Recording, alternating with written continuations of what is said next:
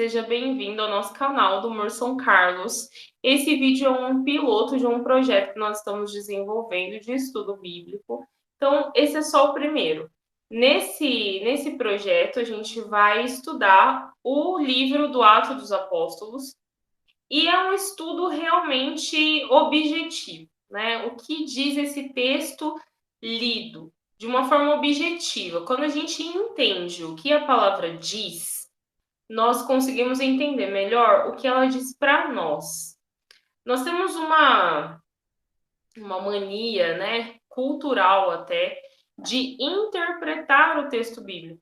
E isso é um problema, porque às vezes a gente leva esse texto para um lugar onde ele não pertence, né, para algo que ele não está falando, ou porque nos é conveniente, ou porque a nossa imaginação, né, floreia muitas coisas. Então, esse projeto, esse estudo bíblico, ele serve justamente para que a gente tenha um conhecimento mais profundo da palavra e assim a gente possa ter mais intimidade com Deus. E isso vai nos ajudar na nossa leitura orante diária, né, por exemplo, nas nossas orações, compreender o que Deus fala, como ele fala, para que a gente entenda como ele fala conosco. Então vamos lá. Para a gente começar, né, esse primeiro encontro, que eu vou falar da introdução do livro de Atos e do primeiro capítulo, a gente faz uma oração rápida, né, pedindo o Espírito Santo, e aí a gente já começa o nosso estudo, certo? Nós estamos reunidos em nome do Pai, do Filho e do Espírito Santo. Amém. Vinde, Espírito Santo, enchei os corações dos vossos fiéis e acendei neles o fogo do vosso amor. Enviai o vosso Espírito e tudo será criado e renovareis a face da terra. Oremos. Ó Deus, que instruístes os corações dos vossos fiéis com a luz do Espírito Santo, fazei que apreciemos retamente todas as coisas, segundo o mesmo Espírito, e gozemos sempre da sua consolação. Por Cristo, Senhor nosso. Amém. Bom, esse vídeo está sendo gravado do Meet, porque os encontros vão acontecer no Meet. Então, eu estou gravando essa introdução, né, que vai ser a introdução e o primeiro capítulo. Também vou gravar o segundo capítulo, e a partir do terceiro, já vai ter mais gente aqui participando, então pode ser que tenha a participação de outros irmãos aqui do nosso ministério. A primeira coisa que a gente precisa fazer é entender o contexto histórico desse livro. Quem escreveu, onde ele foi escrito, qual o objetivo desse livro, por que ele foi escrito e para quem. Isso vai ajudar a gente a entender as leituras depois, né? Então, começando essa contextualização histórica, essa introdução eu tirei da Bíblia de Jerusalém, então se você quiser ler ela completinha, tá lá na Bíblia de Jerusalém, tá bom? Para a gente entender melhor, então, Atos é a segunda parte de uma obra. Qual é a primeira parte dessa obra? O Evangelho de São Lucas. O Evangelho começa falando sobre a vida pública de Jesus, né? Aliás, São Lucas ele vai lá desde a Anunciação, né? E aí ele vai passar por toda a vida pública de Jesus, e ele vai terminar lá na ascensão de Jesus, os apóstolos indo para Jerusalém. Como que a gente sabe que essa é a primeira parte? Porque tem um prólogo, e esse prólogo é uma introdução e uma justificativa. Por que eu estou escrevendo isso? Eu estou escrevendo isso por isso, isso e isso. E esse prólogo, ele é dirigido a uma pessoa, Teófilo. Quando a gente vai ler lá no Atos dos Apóstolos, também tem um prólogo. Atos vai falar da vida dos apóstolos, da expansão da igreja, né, desde a vinda do Espírito Santo até a morte de São Paulo.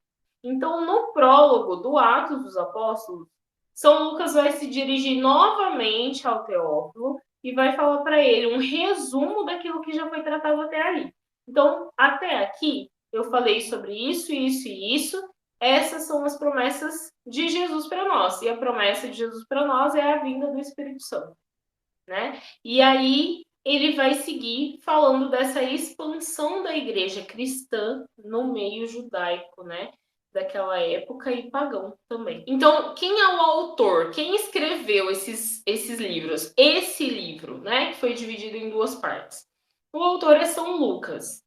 Isso é um dado histórico? Se foi comprovado? Não, não foi comprovado, tá? Mas a igreja também nunca questionou a autoria desses livros. Então, como nunca teve um questionamento, nunca teve uma comprovação. Ninguém nunca questionou que São Lucas tivesse existido ou não tivesse existido. Tá? Então, a igreja, a tradição desde o ano de 175 depois de Cristo, lá na igreja primitiva ainda, né? Já se entendia que foi São Lucas que escreveu os dois livros.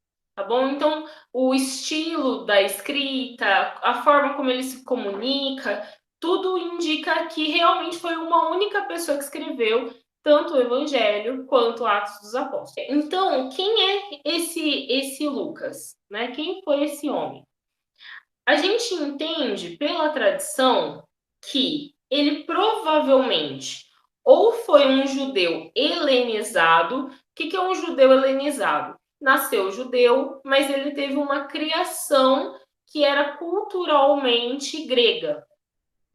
Ou ele era um grego que teve uma criação judaica.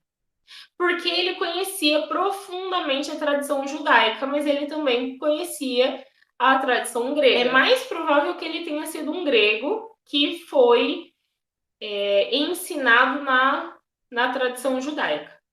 Ele nasceu provavelmente na Antioquia, na Síria. E ele talvez tenha sido médico. Entendam, essas coisas não tem como comprovar. A tradição vai nos trazendo e através dos estudos que vão sendo feitos da palavra, de como ela foi escrita, onde, né, toda essa questão histórica da palavra, a gente vai compreendendo algumas coisas e vai levantando algumas conjecturas. Então, São Lucas, ele se importava muito com os detalhes das curas.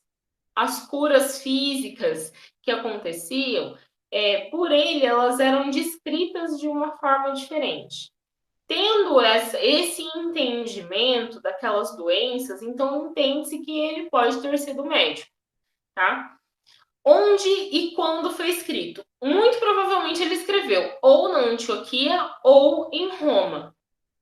E os dois livros, né, foram escritos por volta de 61 até 70. Não se sabe exatamente quando foi escrito, mas não passa de 70 depois de Cristo, tá? Por que entende-se que não passa de 70 depois de Cristo? Porque o Atos dos Apóstolos termina na morte de São Paulo. E São Paulo morreu por volta de 61 a 63 depois de Cristo. Então a gente coloca essa margem aí de erro, né? E pode ser que ele tenha sido escrito até o ano 70 depois de Cristo. 30, quase 40 anos depois da morte e ressurreição de Jesus. Então, é um período histórico mais ou menos curto, né? 30, 40 anos é um período curto. Se a gente olhar para a história, a nossa história, e olhar há 30 anos atrás, eu tinha 1 ano e pouco de idade, a gente consegue ver com clareza o que estava acontecendo na nossa sociedade há 30 anos atrás. A gente tem registros disso. Pessoas que estavam vivas há 30 anos atrás, elas estão vivas hoje ainda. Né? Então, é um período histórico curto, porém, as coisas elas vão... Como não tinha o costume de escrever, registrar tudo o que acontecia, então era muita a cultura da oralidade. Então muita coisa se perdeu, né? Mas ele viveu ali muito próximo. E aí as fontes dele são justamente pessoas que tiveram esse contato. São Lucas, ele teve uma formação apostólica, ele viveu no período apostólico da igreja. Então, ele muito provavelmente foi formado por esses apóstolos que ainda estavam vivos naquela época. Ele teve contato direto com as cartas paulinas e com o próprio São Paulo. Ele pode ter sido formado também por Timóteo ou Silas. né? E ele também teve contato ao Evangelho segundo São Pedro, que era uma literatura conhecida da igreja primitiva. Tá? Então, ele teve acesso a alguns documentos, teve acesso a algumas pessoas, a testemunhos, a pessoas que viveram, que viram, né, o que aconteceu com Jesus. Ele teve acesso a essas informações. Então, a gente tende, né, a pensar que o que ele escreveu tem uma certa precisão histórica, porém não tem. Os escritos de São Lucas são os menos históricos. De todos os escritos que a gente tem no Novo Testamento, os deles são os menos históricos. Por quê? São Lucas ele era muito culto, ele tinha um domínio muito grande da linguagem. Então ele conseguia manipular essa linguagem de acordo com aquilo que era interessante para ele naquele momento. Interessante para ele, não para ele Lucas, mas para o objetivo que ele tinha. Qual era esse objetivo? Era evangelizar, trazer, né, os ensinamentos e também trazer uma certa esperança, uma segurança para as novas comunidades. Essas novas comunidades, elas estavam sendo formadas não a partir de judeus, mas a partir de pessoas que eram pagãs e foram se convertendo para a igreja cristã. Então ele tinha um objetivo muito claro. E aí, se a gente pensar, né, 30 anos é um período curto? É. Mas para uma nova comunidade que estava surgindo naquele momento, não era tão curto assim. Aquelas pessoas, elas não tiveram esse acesso aos apóstolos, aos escritos, né, como o próprio São Lucas teve. Então ele precisava levar para essas pessoas a esperança e a segurança de estarem tomando uma boa decisão para a vida delas, né? E para que elas não desistissem, porque a vida do cristão naquele momento histórico, principalmente em Roma, era muito complicada por conta das perseguições que os cristãos estavam sofrendo por parte dos romanos.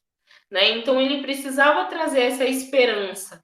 E aí ele vai e ele pega todo esse conhecimento que ele tem, né, que ele consegue juntar, e ele vai colocando isso, escrevendo isso de uma forma que vá, ao mesmo tempo, trazer essa evangelização inicial, né, para esse povo, e que vai trazer essa esperança e esse desejo de continuar, né, dessa perseverança. O chamado à perseverança e à constância também é muito claro no que ele escreveu. Ele vai utilizar recursos literários, ele vai utilizar os dados históricos e vai subordinar esses dados históricos àquilo que ele precisa para aquele momento, né? Lá na Bíblia de Jerusalém vai falar que ele subordina os dados históricos aos seus interesses teológicos, né? Para que ele possa formar esse povo. Ele vai colocar aí, ela chama de florilégios, é uma coletânea de trechos literários, né? Então ele vai pegar várias passagens de outros textos bíblicos para colocar no que ele está escrevendo, de forma até a embasar o que ele está falando. Ele vai pegar reflexões de filosofia comum e o querigma, e ele vai juntar essas três coisas para poder escrever o que ele escreveu. Então ele está falando para gregos e romanos recém-convertidos para o cristianismo, mas ele não pode se afastar da igreja de Jerusalém, que é a primeira, né, lá fundada pelos apóstolos, que é essencialmente judaica. E ao mesmo tempo ele tem que trazer esse primeiro anúncio que é o querigma. Falar ali resumidamente o que Jesus veio dizer. Então é muita coisa, né? Ele não tem como ser histórico, literal. Ele vai trabalhando isso de uma forma que ele consiga atingir um objetivo. E isso é justamente o que traz o valor para aquilo que ele escreve. Outra coisa que ele faz, ele usa muito da utopia. Ele descreve as primeiras comunidades, principalmente de Jerusalém, de uma forma bastante utópica, Porque ele precisa despertar um interesse, uma esperança, como eu já falei. Então ele vai descrever como se fosse quase perfeito, né? Ele vai trazer características da comunidade de Jerusalém para aquilo que ele escreve, como se eles fossem uma comunidade assim até mística.